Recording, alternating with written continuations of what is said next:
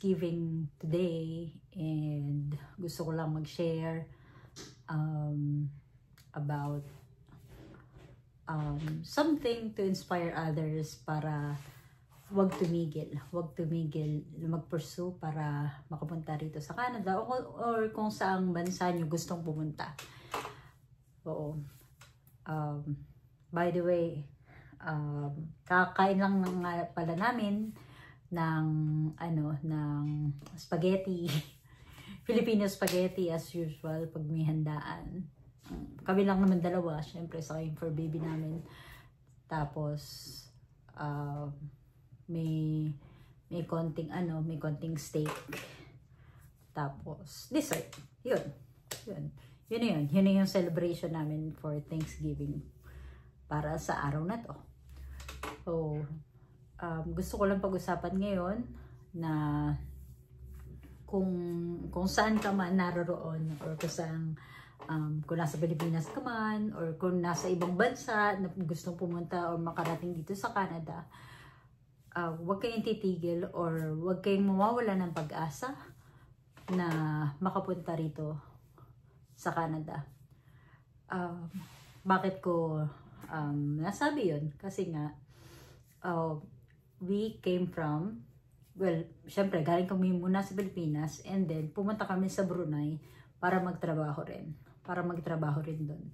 Nagtrabaho ko doon as a teacher, tapos nag-resign kami ng 2022, tapos sububok kami papuntang Singapore.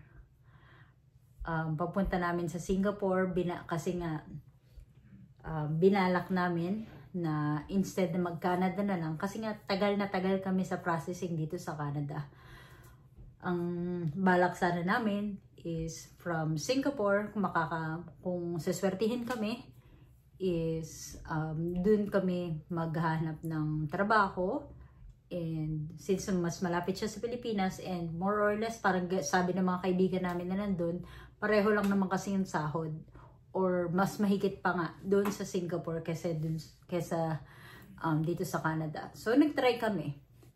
However, after a few months, nagkanda ubos kami doon. Naubos yung konti naming itinabing pera galing Brunei. Tapos nakapagbenta pa kami ng lahat ng gamit kasi nga nag-rent kami ng bahay doon. Syempre kumain din kami habang wala kaming trabaho doon sa Singapore. Ano ang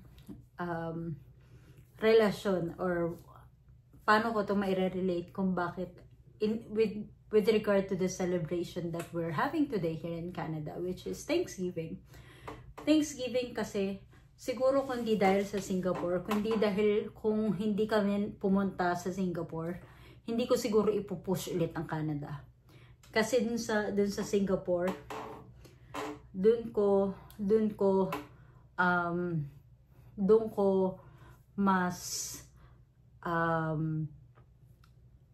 mas hinanap yung faith ko, kasi sobrang walang-wala kami doon.